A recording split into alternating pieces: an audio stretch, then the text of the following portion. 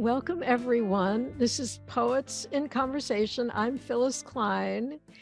And tonight I am very proud to be hosting Shutta Crum and Sharon Scholl, two long-time poetry friends who met in a poetry crafting group, a gathering of poets that's been alive for about 20 years. Wow. I hope other groupies are here and will be part of our conversation. Shutta and Sharon are going to read poems that connect through common themes in the same way that their lives have intersected through writing.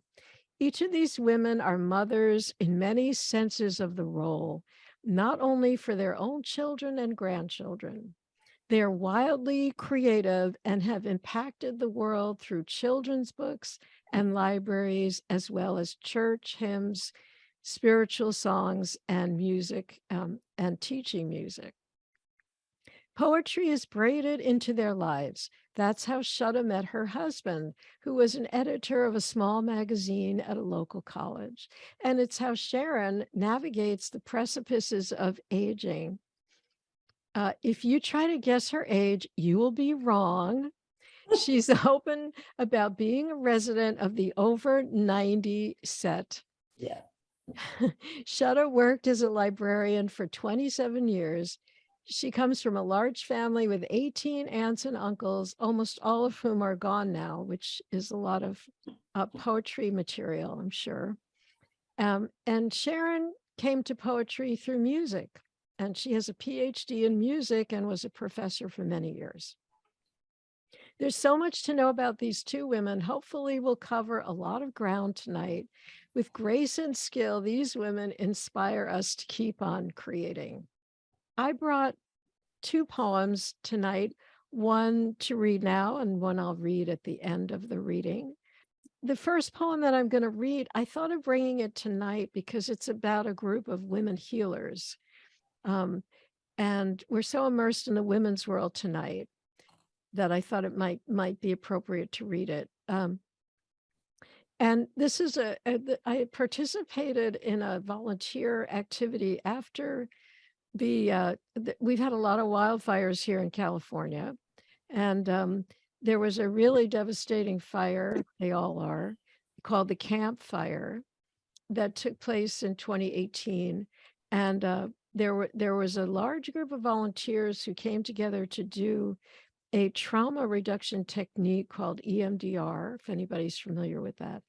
And we did that for 8 sessions with individuals and groups. Whoever needed to come, they were part of this the volunteer group that they were able to ask for help, and then we worked with them. And so at the end of all that, they made a party. And so this is called Disaster Relief Thank You Party, dedicated to the Trauma Recovery Network. The summer after the fires, empty spaces where houses were, trees disappeared. The dead might also be crowded into the party room with the scorched minds of the 500 survivors we helped to heal. We are women doing what has to be done. We will do it time after time, offer up what is needed after a crisis. How you know it could have been you who lost everything, still might be. And what's a great party without food, barbecue, salads, 3 different pies? Dedication to the volunteers, also survivors. Everyone a survivor of something, along with the dead, passed into the magic trick of Inferno. They look okay again in case you're afraid. And the creeks, the rivers still running towards the ocean. It all seems to move on as it always has. The restoration, the healing, the celebrations, the love, also red and hot. Oh. Okay, so usually I introduce the first reader, but we're going to do something different tonight. because we have such creative readers and so with so much talent. So they're going to introduce each other.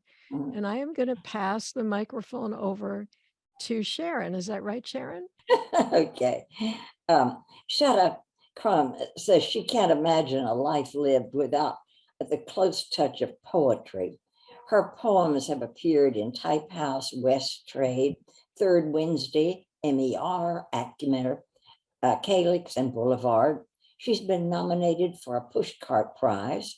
Her chapbook, When You Get Here, won a Gold Royal Palm Literary Award. Her newest book is The Way to the River.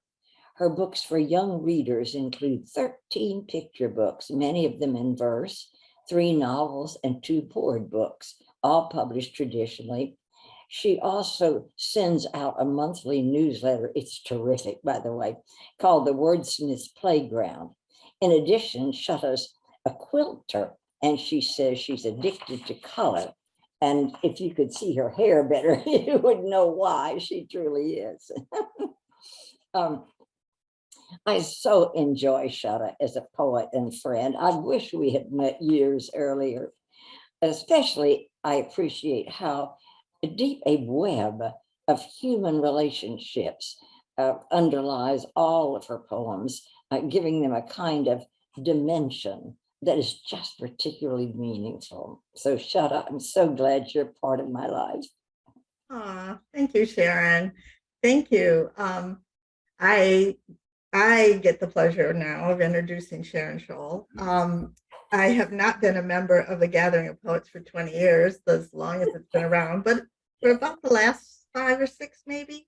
I'm a snowbird, and when I moved to Florida, one of the first things I did, because, it's hard to make friends in a brand new place when you're an adult and you don't have a little baby to join a mom's group or something. I went online and I looked for all kind of writing activities in our area and found a Gathering of Poets in Sharon. What I was amazed about is not only how well she can, corral cats and get us all going in the right direction all the time, but I love Sharon's poetry because she's so precise and so perceptive and so clear about what she says, and the feelings come through. So I think you will enjoy her poetry tonight. But let me give you a little specific background for Sharon, those of you who don't know her. Sharon is a retired college professor who taught interdisciplinary humanities and studies in African and Japanese cultures. She convenes the poetry group we are both in, a Gathering of Poets, and she serves as a volunteer editor for local literary publications. She has a PhD from Florida State University in music, and she developed a website that offers choral and instrumental music to liberal churches, and that's at freeprintmusic.com, which Maria may put up in the chat for you guys. She enjoys performing as one of a piano duo and has served as a church musician for much of her life. At age 90, unbelievable, but at age, I want to be Sharon when I'm Sharon's age. Yeah, right. At age 90, in this, she says, her even song, she is gathering poems that may provide some passing interest to readers who are open to this small world of reflection. It may be a specific world of reflection that I see in Sharon's poems, but it isn't a small world. She addresses much bigger issues. I love that. Her books include Seasons, Remains, Timescape, and unauthorized biographies. And for her civic group, she writes questions for their voter forums to prevent candidates' evasive responses. See what I said about her being specific and clear? Right. She's great about that. And Sharon's going to start us off with a poem and talk about how we've kind of divided the Yeah. Well, we've divided our reading into 2 kind of subject categories. There are poems about family and friends, the near and dear, and poems that they usually call social commentary, but they're about our collective life and our experiences, bad and good. I will start out with a poem about family of many species. This is a poem called Mothering. Let me see here.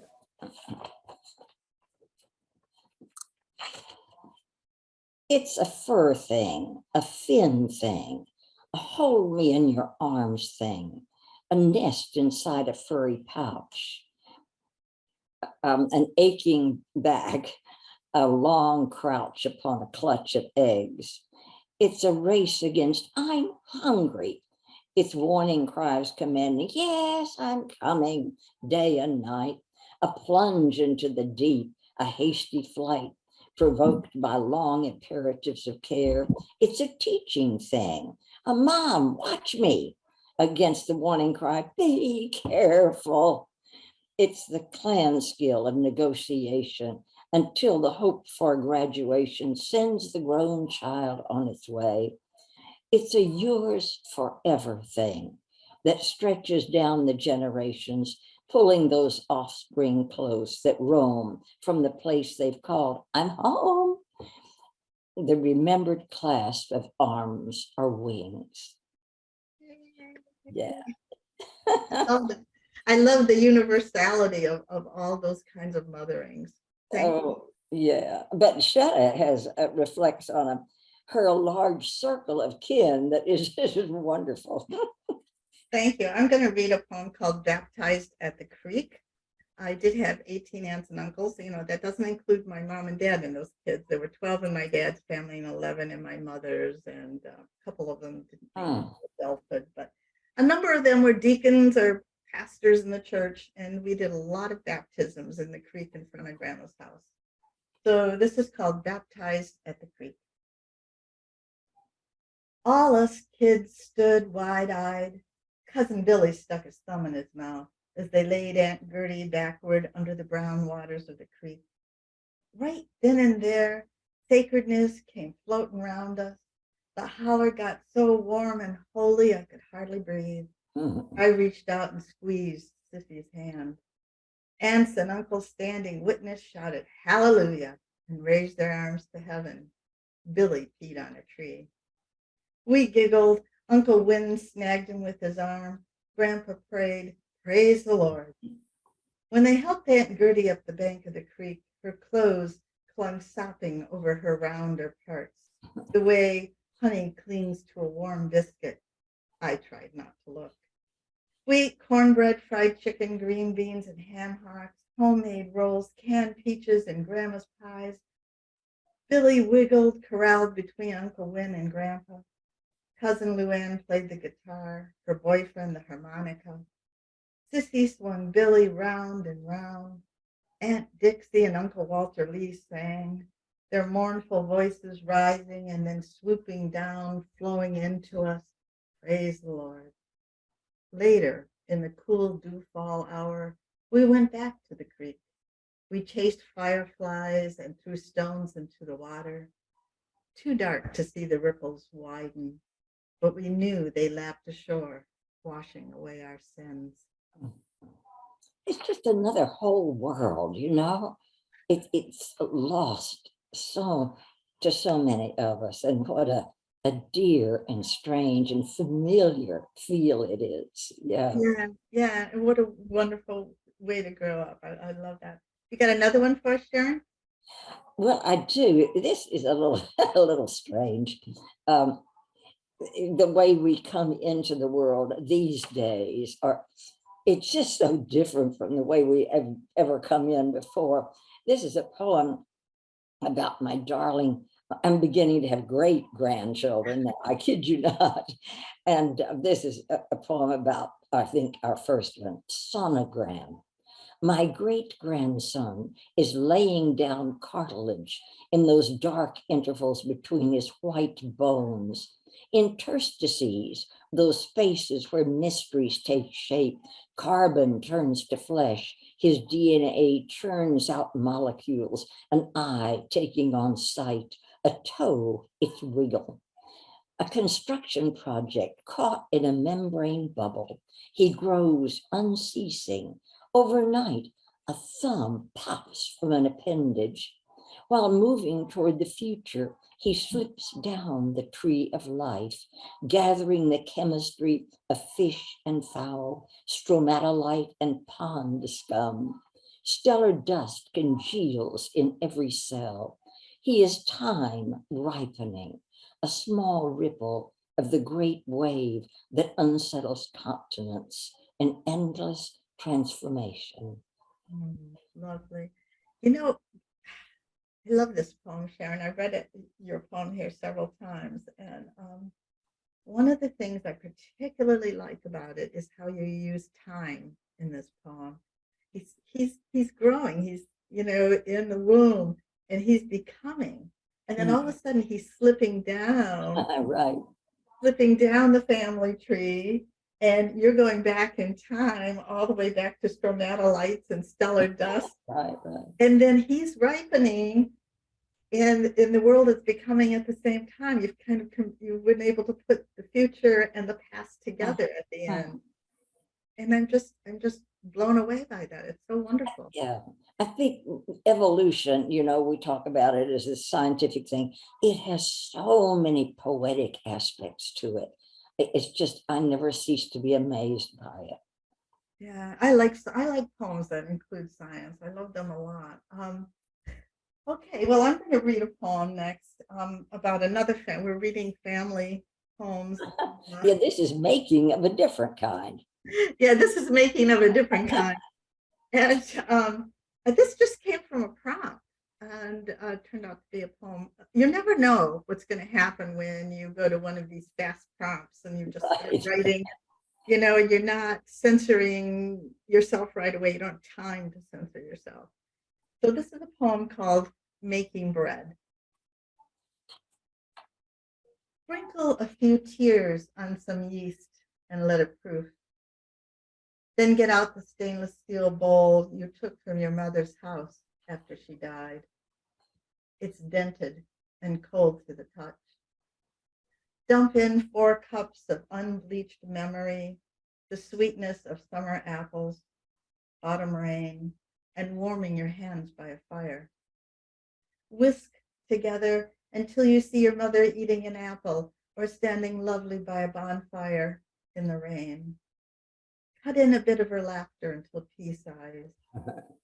In a smaller bowl, temper your thoughts with clarified moments. Did she hold you when your dog Bugsy died? Did you once see her kissing the neighbor? Make a well in your memories. Pour in your thoughts. Leaven honestly with the yeast you proofed. Mix until it comes together large and heavy and you can barely lift it. Now turn it out onto a surface dusted with words you wish you'd spoken. Need recalling the baseball games she never came to, the school plays she couldn't be bothered with. Let it rise until doubled, then punch it down, walk away, let it rest. Go outside, breathe in the air scented with winter. Wander a while, remembering the fragrance of apples. Return to the dough and shape it in a way that pleases you. Tuck the rougher edges under, the way you tucked blankets around her that autumn when it rained and she slipped away. Let it all rise again, then bake it in the oven of your heart.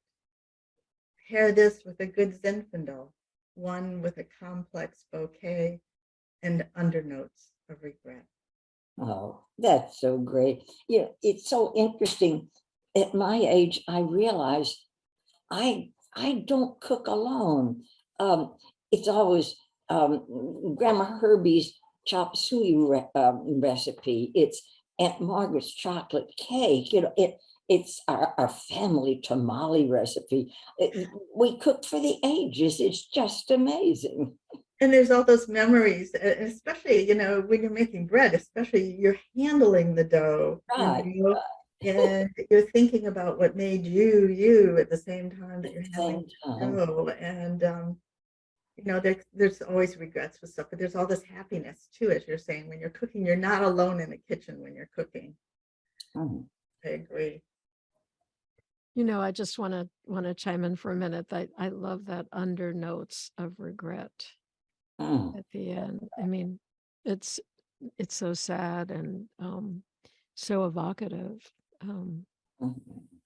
Thanks. Yeah, and it's funny because it was just, the prompt was just to write a poem about cooking. You had to write a poem that had cooking in it of some kind. And so anyway, you just never know. So I always encourage people to do these kind of fun writing prompts. You never know what's going to come out. Yeah, I really love what you did with that and how you bring the mother in Thank such a touching way. Thank you. It- Sharon, did you have well, another? yeah, these people, are still with us in so many ways. And I kind of have a poem about that called Not Yet Gone. And it's in memory of a dear relative in our family, Randy Henderson. We say the dead rest in peace, fixed forever in portrait and eulogy. We wreathe them in immortal guise, permanent as starlight, changeless, while our lives remain unfinished. We grievers cart them off in memory, in fragments, clipped from holidays, crises, incidents from childhood. We capture them in versions unmatched from one mind to another, our loved and lost gone, and yet becoming according to our need for them. Mm. Lovely. Again, Sharon, you work with time and in a way that's interesting to me here. You start out with the fixed forever, and then it gets gone, and yet it's becoming. And again, as you're saying, it's about being in the kitchen and cooking, still becoming. Yeah, and how differently we remember these people, and we all cart away a different person. Yeah, that's true. That's true. And this also reminds me of something. I was doing a poetry presentation not too long ago with the it was the Association of American University Women. Oh, AAUW, right? Yeah, Right, yeah. yeah. Anyway, one of the questions I got from the people who were zooming in was because this was a group that was fairly new to poetry, so it's introducing them to all the different kind of aspects about poetry. And the question I got was, why do you write poetry? Yeah, why bother? Why? Right. And I realized that for me, I often write because it's a way of coping with something. It's a way of me kind of pushing whatever the problem is a little bit away because I'm looking at it somewhat objectively as much as I can. So I was wondering about that for you, like with this poem with your friend gone, I mean, of course, there are good memories there, but just in general, why you write poetry? It's interesting because your next poem, I write on how we remain, but you're writing on how we become. It's a nice pair. What a good way of putting it. I didn't realize that. Yeah. Okay, well, this next poem, yeah, kind of how we become it. This is a poem, from a while ago, but it appeared in Boulevard magazine just recently. But it's from my youth, and some of you might relate to it. It's called Lesser Jewels. Not diamond, ruby, or emerald, we were the lesser jewels of the firmament. Cloudy topaz, crazed quartz, chipped garnet. We were the door slamming up yours, the mouthy girl enigmas, all long legs, bared midriffs, skirts hiked, not cheerleaders nor scholars, not future homemakers of America. We were the rough cuts, the backseat business in the fields behind the school, the semi-precious, dancing in the headlights, our bodies tripwire and baited spark, wild-haired, breasty, the ones tonguing boys, the teasers, hoots and hollers, the polish of an immortality we could almost touch, a possibility of luster. We were the pretenders, shoving hurt into overstuffed lockers, faux leather purses, faux smiles, revelers in a second-hand radiance, everything we had already used by the richer, purer, more refined, by the flawless jewels. But we could strut hand-me-downs, smile a thank you and a fuck off at the same time while shoplifting what we wanted. Even if it was base metal, even if it tarnished, we were lesser jewels. But in the right light, my God, what brilliance. I love that enormous confidence, in one's life and oneself. It's just, it's so funny, but so nice. Yeah. And those girls, I wasn't necessarily one of them. I have to, to be truthful. Mhm. But it stays with you. It's a false confidence. Oh, But yeah. it's a way of them dealing with the world and the fact that, I mean, we shopped at the Salvation Army too and things like that. I knew these girls, I knew what that was like. Oh, oh goodness.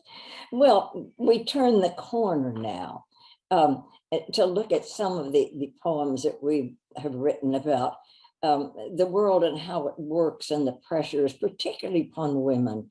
And I have an example of something that I think is just wonderful. Where we are, there's a great deal of fussing about Confederate statues, Confederate monuments, people clinging to these things with all their hearts and their flags, etc. But the Germans have come to terms with some of the terrible features of their past, the Nazis and what they did to the Jews. And one way that they've done it is just inescapable to everybody on the street. They put stones in the sidewalks bearing the names of Jews who were killed by the Nazi regime. And they lived in that neighborhood, in those houses. And so here we are, Stolperstein, literally stumbling stones. One by one, we can take it in. Those names that once were flesh and lived among us, neighbors disowned when they were politically inconvenient, people in prison camps disavowed, even when we smelled of their corpses. One by one, their memories insistent, take their former places in our homes. Their names intrude beneath our feet. Later generations can't evade acknowledgement of ancestral guilt when it's there, name by name, their claim upon this space, the life taken from them. Mm. Just amazing that you can be that brave to recall and memorialize something so terrible that your kin have done. Yeah, yeah. Again, this is an example, Sharon, of your poetry that I see that's very clear and not afraid to say what you think in it. It's just, and I love that phrase, politically inconvenient. Yeah. I mean, my God. So irrelevant and so much death because of it. Yeah. But you take us into the circle of women's loss that I think is just so powerful and poignant. Thank you. Yeah. Well, I'm gonna sir, read a can poem. I interrupt for a Sure, jump minute? in. I wanted to ask Sharon how you came to write that. Did you hear about it? Did you go there? No, actually, well, much of my family, but particularly my husband's family, man, we are German. We are German all the way back. And so our family has always been conscious of this real tragedy within our genetic history almost. But I read this wonderful photo essay, and I'm pretty sure it was my Atlantic magazine. And it just struck me as how healthy that was. Couldn't believe it. Mm.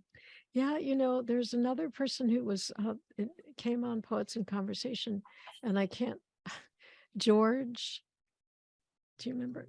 George Bill Gare, who actually lives part-time in the Midwest, but his wife, I think, is German, and they go to Germany a lot. And I think he has a poem about Mm, the same thing if you want to try to find it. But excellent.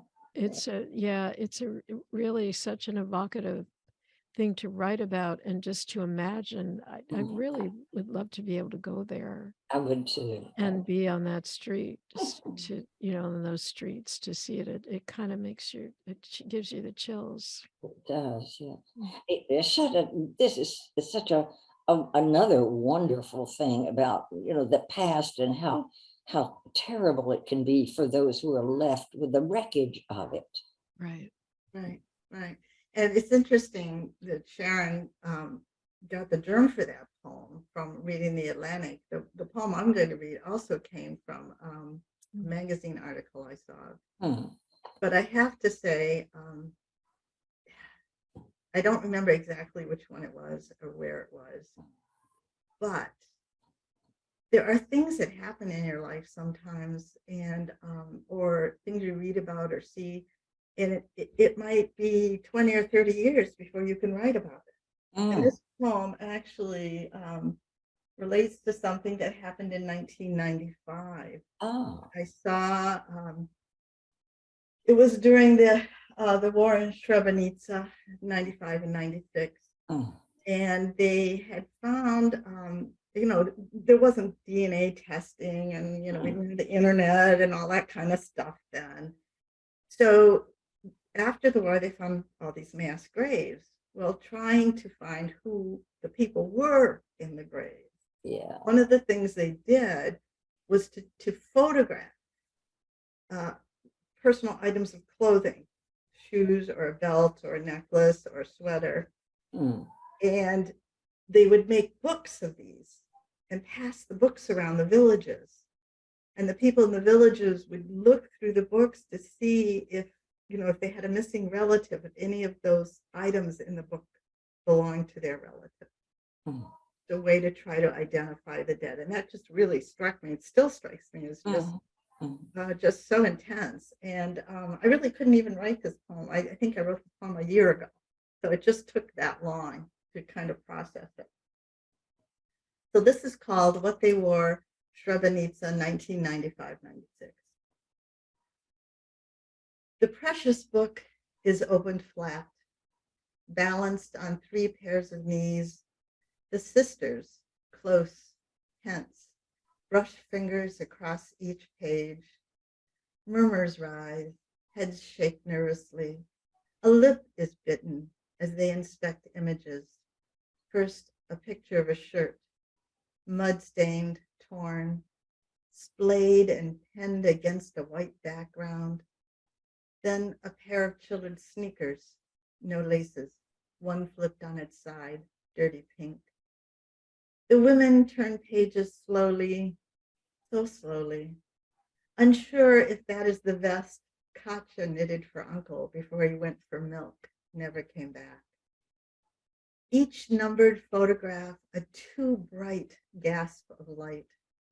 The book, a first step with each mass grave. Do you recognize this apron, this belt, these boots? Do you recognize this yellow sweater with torn cuffs? Difficult to look, to see the small and personal, uncovered, forlorn, dirtied, tacked against all that clean white. The women turn another page. Majenhal, mother's scarf. 2 of the women lean closer. The third squeezes her eyes tight, groans. The scarf in the photograph is unfurled, blue. Together, the sisters fall forward, hugging the book between knees and breasts. Beside them wait others, silently rocking from foot to foot. They do not look at the women, at the space their grief takes up, but each will step forward soon to turn the pages. Just imagine having to do that. It's almost grisly. It's so powerful, It is, and I'm reminded of some of Phyllis's poems from her book, which we'll do something with a little bit later. But the Full Moon Herald.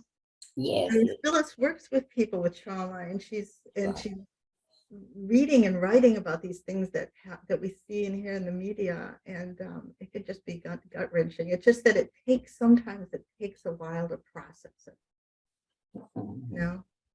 Oh, yeah. Mm, mm, mm. Well, I have a poem that takes us, it's a poem for the women of Afghanistan. And it's so interesting to me that Shutta will go for the interpersonal, painful experience of two people that are there before us experiencing this thing. And good old cold-hearted Sharon, I come along and my first question is, who did this? I want the system to be indicted. And it just different mental temperaments, you know. And this is a woman in the game. She knew the rules by heart by now. You do not lead, you serve. That's how it's done. Her mother, aunt, older sister explained it with a grim cackle of bitter laughter. When she was old enough to see it played, the strategy, the moves, the traps, she asked what if she didn't want to play. The women faced her eye to eye, whispered in tones that hissed of danger, they will crush you. Powerful, Sharon. Powerful. That was published in Green Ink Poetry, I see. And you know what else I like about this poem is the way you started out. Your lines are so nice and short and crisp. Yeah. Do not lead, you serve. That's how it's done. I mean, we know right away the mode and the intention of this poem. It's just, it's right on. Gorgeous. Well, justices are a common theme, really, for both of us, and the injustices of this world. And you have a very interesting and kind of obscure to most of us injustice here, the young victims of the nickel mines back in 2006. Yes, do read that one for us. It's a wonderful pair that we have. Yeah, it's kind of funny. I never read this out loud. This is in my book, one of my two books. This is in When You Get Here, which is at the cover. It's my first book. It looks like that.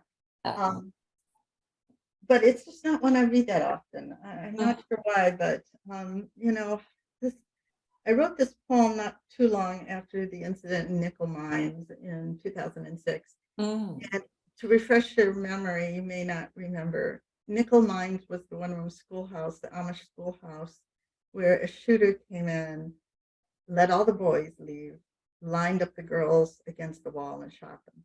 Oh, yeah. And then in October of that year, the Amish decided to raise the schoolhouse, to get rid of it and plant a cornfield there. At that time, I was hiking, you know, jogging a lot early in the mornings. I don't do that so much now. But so I wrote this poem. I was thinking about the girls lined up. And so I wrote this poem called Translating Lines. All about all kinds of lines I'm thinking about as I jog here. And we lived out in the country at the time, out in farmland. So it's Translating Lines for the Young Victims of Nickel Mines, October 2006. I drop my heels down the sharp edge of concrete, stretching the length of hamstrings and tendons, then trot into the fog. The western sky is smudged with night.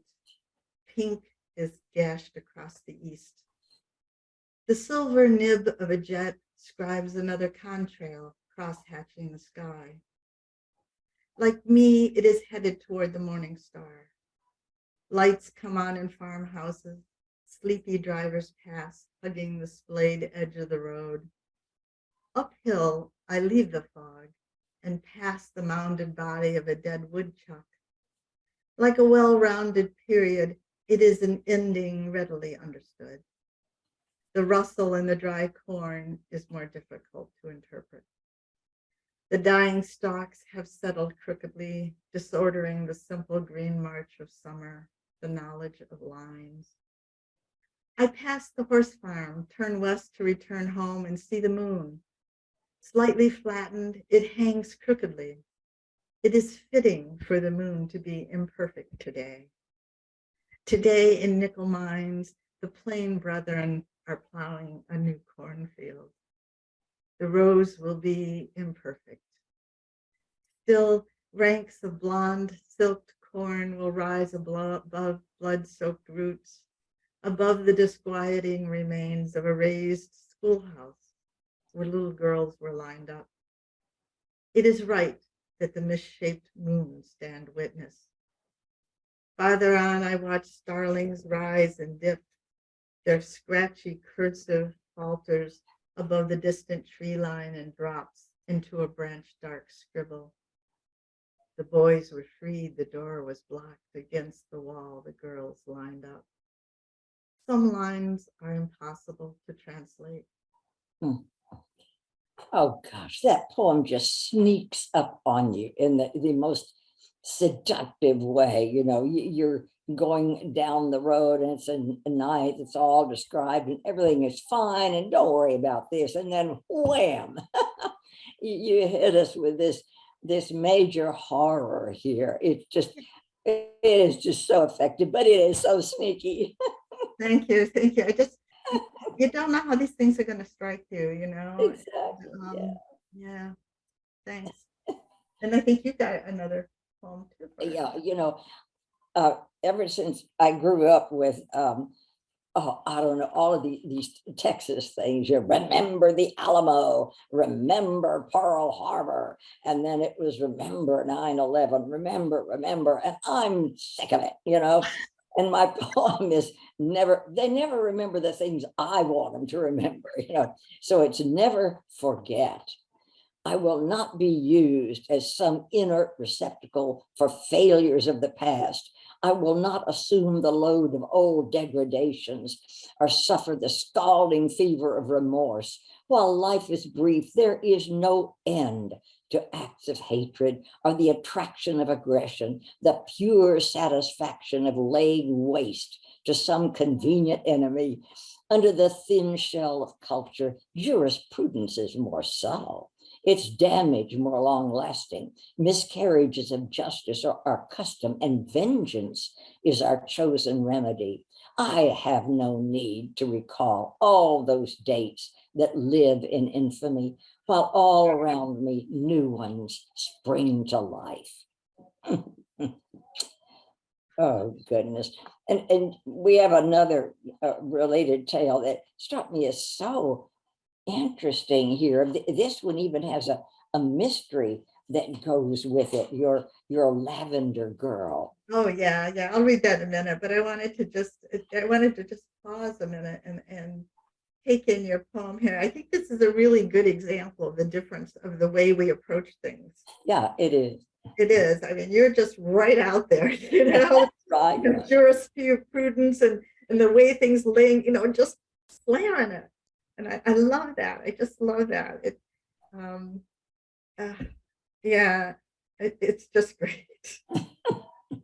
So much, so powerful. So yeah, let me just say, sorry to interrupt you, No, Shutta. no. Yeah, it's so I love that the two of you are writing about these political what do you want issues is just too dry of a word, but these terrible, terrible things that are happening all the time. And I have found I was doing that I was doing that a lot, and I have found that I just had to put it aside for a while. It overwhelms you. Yeah. It's just too much. I couldn't take it anymore. So when you write about, you know, these things that keep happening and you just say it so and then that walking through the cornfield and embodying you kind of it's in your body what happened there and how these things just they're affecting all of us. We're not we're connected. We're all connected, and these things that are these terrible things are affecting all of us. So when you write about it like that, it's very, very good for me. It's very healing for me, and I'm glad you're doing it because Good. I just have had to take a break. I'm glad to So hear you say that. thank Yeah. I found a number of your poems had to do with specific Right. crimes and things that had Yeah. happened, things in the news. And it can be overwhelming. experience. And that's why I said sometimes it just takes a long time to be able to, okay, I'm at a point in my life when I can sit down and I can address this, Mhm. you know. Um, Right. yeah, but there's still important things to write about, you know, even though it might be overwhelming, it's still important to write about. Mhm. Yeah. Um, and there's a little good flicker of good in this next poem of mine. It also takes place in Texas, and from Sharon's background, and she mentioned this lavender doe, but I don't even remember where I came across this. It was one of those stories on, I don't know, flicking through TV or one of my Google News Yeah, things, you yeah. know, where it was a cold case that was solved. And I thought, well, God, you know, at least one, you know, this one small cold case was solved. And so anyway, I thought I wrote a poem about it, and it's called Lavender Doe. Cold case solved, Kilgore, Texas. 12 years ago, the townsfolk gave her what they could, a sweet name and a gravestone, no simple Jane Doe, Lavender Doe, for the very little that remained, a bit of lavender shirt, perfect teeth, and $40 in her jeans.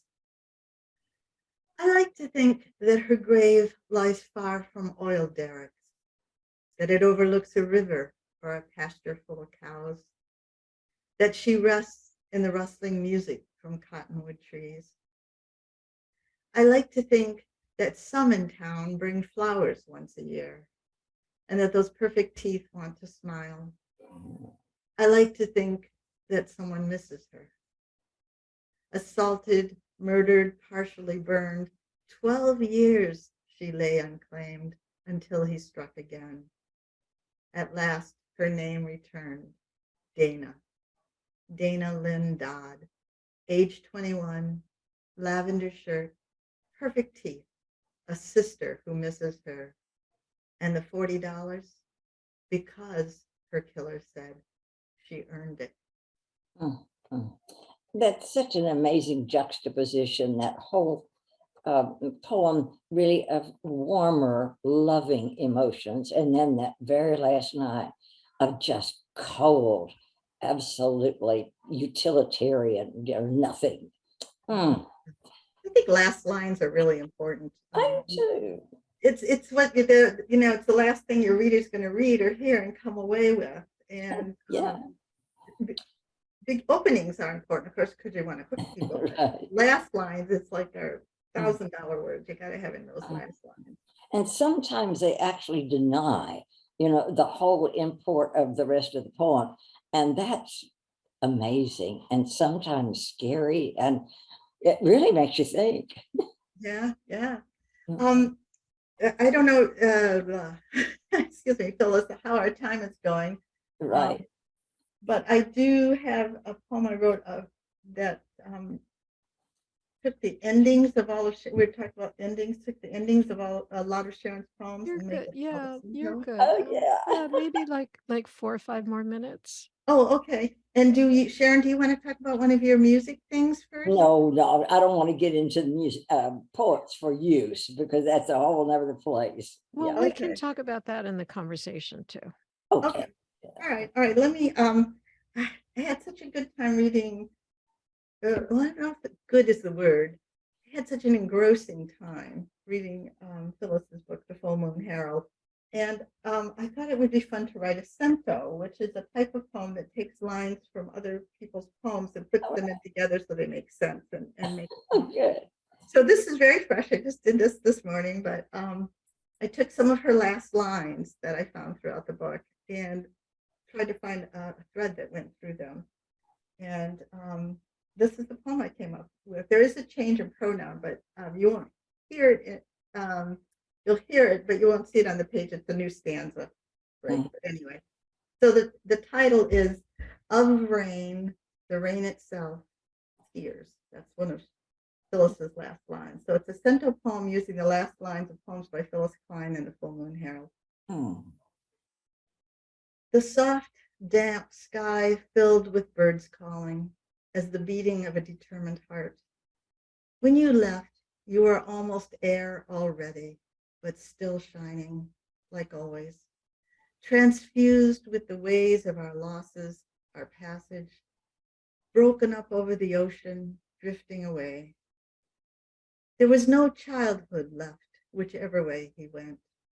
His glasses lay folded on the table, the plain yellow flowers weeding out everything else that wants to grow, memorials, swindle of life and death, its illumination to the face of grief. It's a frugal and fractured alleluia. Such tiny lanterns drifting. It's amazing how that fit together. Good Yeah, night. it was fun. I just kind of picked out my favorite last lines of yours, Phyllis, and stuck them all together. And I Yeah. liked it. Oh, No one's ever done that for me before. That was all of just it. really wonderful. Mhm. Well, I Thank think that's it you. for our reading part. If people have questions or comments. Oh, okay. Well, I just Oh, want to you have say I'm totally just so satisfied and really thinking so much about what you both read. And I would love for people to speak or put something in the chat. I think we've all been kind of It's raptured. sort of silent out there. Yeah. Yeah, that can happen. So actually, Fred, I think he's gone now, but he said, I have to leave, but loved all of the poems. The contrast of the two styles and approaches to similar topics was most enlightening. Thank you both. Hmm. And yeah, you did such an amazing job of the way that you braided the reading together, and you made it seem like so seamless and so easy. But Yeah. I know that you probably spent a lot of time on that and a lot of energy on it. It So took some thought. Some thought. I'm sorry. Thank you. It took Some some thought. Yeah. It definitely took time, and the way that you did it is it was just worked so perfectly. Yeah. So and you've already made some wonderful comments, so I wonder if people are kind of feeling like they're not sure what else to ask about or what to say. But would anyone like to?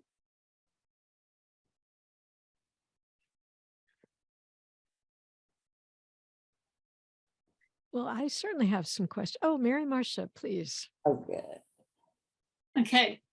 What I'd like to know is, I know you have had background in your work and so forth, but when you did writing the poetry and developed this confidence in your voice, because right now you really do come from different directions, but very confident. And when did you feel you really controlled your poetry? Hmm. It didn't take you took the reins. Good question. Sharon, you want to go first? I mean, when do you feel like you got confidence in your poetry that you could step out into the world? It's strange. I think part of the confidence is accepting the fact that you will never be read, understood. Nothing you ever do will be cared about, except by a very, very small splinter of the population. And just accepting that, and saying, I'm going to say what I have to say, and I flat don't care who reads it. And when I read some of my early stuff, I think, oh yeah, well, but nevertheless, there was this feistiness about it that I just love today. That one collection that's still in print, the unauthorized biographies, I could get sued for some of that stuff. So anyway, I think I've worn that out. But anyway, that's it. Shutta, what do you have to say? Well, again, I was saying, it goes back to that question of why you write poetry. And as I said, sometimes I write it because it's the way I process something, Yeah. After my father died, I was writing poetry. My parents died 3 weeks apart. My mother kind of by surprise. Hmm. I was writing about that because, of course, it's it's something you write about. It's emotional. It's tearing your heart out. But I remember my sister saying to me, she had read some of the poems, and my sister said to me in the car one day, how can you write like that about that? She was feeling it all in here, all torn up. Right. She couldn't understand how I could put it out there away from myself. You have to. Yeah. But sometimes you have to, because it tears you up otherwise. Mhm. Then so anyway, I'm out there because I push it aside a bit, but you also have to have people around you that at least to first get out into the world, that who love you and will listen to your poetry and listen to what you have to say. And I have a very supportive husband. He was a poet himself. He doesn't write much anymore, but he reads all my poems, all of them, and Yeah. gives me comments and things like that. But that also gives me the confidence to read to others, because I have at least one, audience at home that I know is going to get occasionally he'll go, what? But anyway, and then you have these wonderful groups that, like Sharon, heads up, and several of the people here are in Sharon's group, I know, and You pull these Sharon and Ruth, yeah. Yeah. Yeah, I'm so glad that they could join. Yeah. And be a part of this as another type of support. Yeah. I love what you said, Sharon, about such wisdom in accepting that hardly anyone's going to care. And it's so important to do that, otherwise you cry Yeah. every time you get a rejection, right? Right. Why isn't anyone listening? And yet the people that count are. That's right. Uh-huh. I just And saw a since message from Maria. She wanted us to reiterate about our books. Oh yeah, I can hold them up if you want, so you can Yeah. talk and I'll hold. Yeah, that's The Way to the River. That's my second book. Yeah. And you'll notice it's a desert. There's no river on the cover. Right. But there is a river on the back cover in brown. And then the first book, is When You Get Here. Yeah. I always said I'd go anywhere with that woman and that bus. And Sharon has 3 or 4 books. I don't know if you brought any. Yeah, I don't have any of her hardcover. I have the new one that's I can on grab. Evensong. Yeah, do you want to talk about Evensong, Oh, Sharon? that's my new collection. I just Mhm. got word from, in fact, I just ordered copies. I frankly, I give my books away. I figure nobody wants them, and that's why I publish them. It's to enjoy giving them away to people, So anyway, Oh, that's wonderful.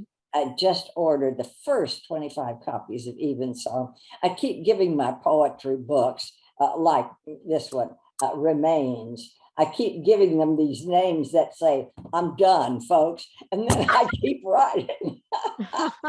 And the one Just before irrepressible. that, right. And the one before that is Seasons. And then I've got 2 or 3 others. This is one of my favorites, Unauthorized I Biography. love that one. I love that one. Yeah, I love the cover on that one. It's about everybody from Bugs Bunny to Adolf Hitler to And she really wow. blasts them. She really blasts into crazy Great. stuff. But Oh gosh. There's and just too many great ones to read. Yeah. And then go ahead. What were you were going to say? they're all Something? available on Amazon Books under Sharon Scholl, and you'll see more stuff. Also, our gathering group has 2 collections of ours, 10 poets each. Yeah, a There it gathering is. of Yeah. poets. And they're just marvelous stuff. So yeah. And this one, so- yeah. So I actually see. I don't know if she's still here. Hope, did she leave? But here's Hope. Yeah, Hope is in it. darling Yeah, Hope. and with the picture, Mhm. and your new book, Sharon, has a lot of graphics in it, right? It does. It's beautiful. I really, I highly so recommend it. And so, yeah, did you want to, can't remember if I interrupted you, but anyway, if there's something else you want to say about your books, either one of you, please do. So few people have been leaving and want to say thank you. Let's see, Ruth and Anne Harding also left. Anne Harding Woodworth um, uh, said she really enjoyed the reading. So, and I know it meant a lot to you both that she could come Oh, to yes. this one. Yeah. So, oh, and I actually, so I just want to put out the word, a little shout out to my friend Anastasia Vasos. And this is her new book, Nostos. And her husband painted the cover, Oh, which wow. it's really beautiful. Mm. Yeah. So it's a chapbook, and really a wonderful book. So, yeah, I never realized how many poetry books come out each year. There must be, I don't know, House. millions. I don't know. Yeah. Oh, yes. Quite a lot, quite a lot. Yeah, and then people have like so many, like you have two, and Sharon, you have 4 or 5, and I do. Yeah. people have 9 or 10 books. It's kind of, I guess, once you start, Mhm. seems like people just keep going. I don't know how they do it. I don't know how Well, they you do know, it. what else are you going to do with them? I mean, you send them out to magazines and journals, and a number of them will hopefully get published. But a Mhm. lot of times that's your audience, might have a circulation of 200, 500, 1,000 people, and that's it. Yeah, that's it. Right. And most magazines, journals want unpublished. Very Oh, few will take reprints. So this poor poem that you worked on, maybe for years, or like that poem I Mhm. had in my gut for, 20 years, Mhm. might only have its moment in the sun for a couple of months, and that's it. Mhm. mhm. So you might as well put them in a collection. Right. That's a good I way of want to, looking at it. I want to get all that paper off the shelf. I want to clean my poor computer that's sagging with the stuff, just get rid of it, and putting it in a book form is nice and neat, and you tuck it away and that's it. Mhm. So let's see. So I had a couple of questions, a few questions up my sleeve here that I wanted to ask you about. Let's see. So so I know you're in a lot, you're both of you are in quite a number of different critiquing and support groups. And if you want to tell us more about some of the other ones. And then I was wondering if you have advice for people who want to start a group, how to Ooh. start one, Mm. and what would you recommend? Well, our gathering of poets was started 20 years ago by one of our members who wanted a group, and she put an ad in an area newspaper. Would anyone who would like to be in a poetry group please meet at X time at X library? And about 30 of us showed up, which was amazing. Wow, And that is. yeah, and just a few of us decided to remain. That the thing is, we wanted to be a critique group. And most groups, you go and you read your poems, and everyone says, "Oh, how lovely," and they never get any better. And we really wanted to get better. And so that cut us down to about 6 people, and we have, I think, 13 now that are reasonably active. Yeah. Yeah, that's the important thing. A lot of people can't take a Mhm. critique, and all they want to do is have you praise how wonderful their writing is Right. and all of that. Um, but and there's a way to critique too. I mean, we never critique somebody's idea, that you shouldn't be writing about this. Right. That's politically Right, incorrect. right. Mhm. Mhm. You critique what's on the page, Yeah. how it's presented on the page, the word choice, the rhythm or meter if it's there, and all of that, the images. But you don't critique the individual for writing what they're. Oh, no. Mhm. But still, some people can't take that. Yeah, They just even though it's just suggestions, and we keep saying you might want to, that's not a thing. yeah, yeah. Mhm. I've been in another group for a group in Ann Arbor, Michigan, which was snowbirds. I'm there part of the year, but the group where I met my husband, and we've been married 46 years, Mm. and I met him Wow. in that group couple of years before that. So they've been meeting about 48 years, 49. That's amazing, isn't it? Yeah, it is. Yeah, It is. Unfortunately, we lost a member it recently. is. It's like a lifelong It group is. of Uh-huh. close friends. You become very, very close. And Yeah. you know them. You really know them, Mhm. It's great. Yeah, and you Mhm. trust their opinions if you're there for a while, and you begin to, and you also get to know where that critiquer is coming from. Somebody really likes, music in the words. Mhm. Somebody really likes clarity in what you're saying, and somebody else likes this or that, or mystery. And so you kind of take it all in, Yeah. and then you go home and you Mhm. use the parts that feel right to you. You might Mhm, not use mhm. all of the things. Yeah, actually, I'm just looking at who's still here, and there's one, two, three, four, and me. We're all part of a local group here in Palo Alto. Yeah, there's really so much history that we get from these groups. So yeah, I'm just so grateful for the groups, and I know both of you are too. You We bet. all are. Yeah. Well, let's see. So what other questions did I have? Oh, here's another one. As elders in our community, what advice do you have for young poets? And I was thinking more about Sharon, but you can answer too, Shutta. Oh, I don't know, just work hard, read a lot, read. Decide what you like. It doesn't matter if anybody else does.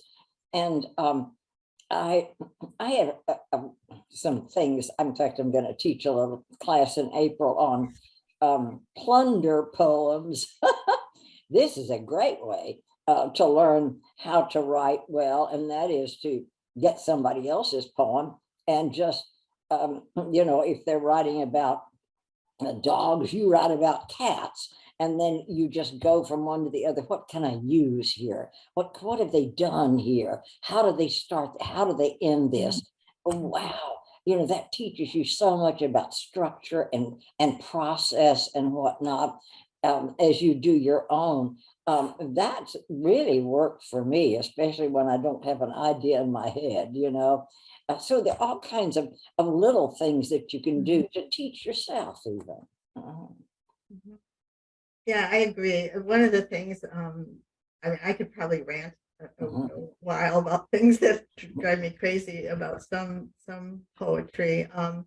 But often I find that people that are fairly new to poetry don't spend the time to dig deeper into their own poems.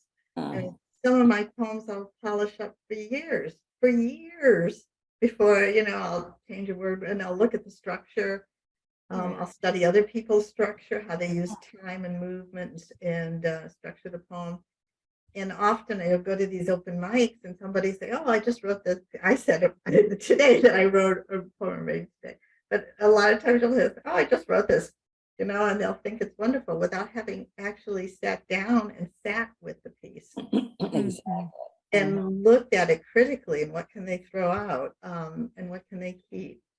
And then the other thing that I would warn young poets about, in fact, I've got an article coming out in the Florida State Poets magazine. I write a column for them. They're published every 2 months. I have one coming out about giving me a break. A lot of times you get these long poems that just go on and on and On and on. on. And you really want to give your reader or listener some white space, some time to absorb the beautiful images that you're giving, rather than just piling them on, piling them on, piling them on. I got to go, wait, I want to, I'm thinking about something you said, 3 minutes ago, So it's often better to have a shorter poem and more white space and allow your reader or listener some time to ruminate a bit about what you just said and enjoy your word. So that's what I would say. Yeah, thank Yeah, you. we are running our second year of a high school contest, poetry writing contest locally. And we got 88 submissions last year. So in March 1 is the deadline. So I'm expecting a flood to hit the mailbox. But I noticed with all of them, they just don't need to write that long. They have maybe 15 really good things in the poem. Well, just knock out everything else. And it's funny, but that's true, Shutta. They just go on too long. Go on too long. Yeah, yeah. Well, I think I'm gonna read my poem and we'll finish up. Yeah. All right. So let me get back to where it is. I almost was wanting to read somebody else's poem to finish up, but this is what I have. So and I want to thank you both so much. This was really wonderful. I love the way you choreographed it. I love the poems. And it really has been wonderful getting to know both of you. Thank you. Thank you. Yeah, Thank you for it's inviting such a us. pleasure. Oh, you're welcome. So I think I was trying to come up with something that would close us up. And so this is a response. So it's a little bit like borrowing somebody else's poem to get started, as you were talking about, Sharon. And so the poem that I borrowed from is Rereading Frost by Linda Pastan. If you don't know of her, she's Oh, really a yeah. wonderful, wonderful poet. And so the last line of her poem is, I'd rather just sit here reading how someone else has been acquainted with the night already and perfectly. So I was writing about being acquainted with the night. Someone else has been acquainted with the night. I could write to Linda with gratitude. Thank you, I would say, for easing my sleepless mind in the 3 a.m. dark, in the middle of a crawl space dark, in a somber movie theater in the winter, even in the dark of a sunlit summer afternoon. It helps so not to be alone. I could travel toward the sun, let myself go away, board a train, listen to its sounds, and sway. I could sit in a hot tub on a mountainside in the moonlight, notice a hare spring into the forest. I've been to that forest, I could tell the hare, and I know where there's shelter, where there is safety, where it is scary, and what to do about it. Lovely. Thank you. Thank you so much. Yeah. So next time, it's going to be the same date, actually, March 25th. And I hope I don't fracture the names. We're going to have Dilruba Ahmed and Carolyn Wright, who are two also really fabulous poets, and really looking forward to that. And I hope you can make it.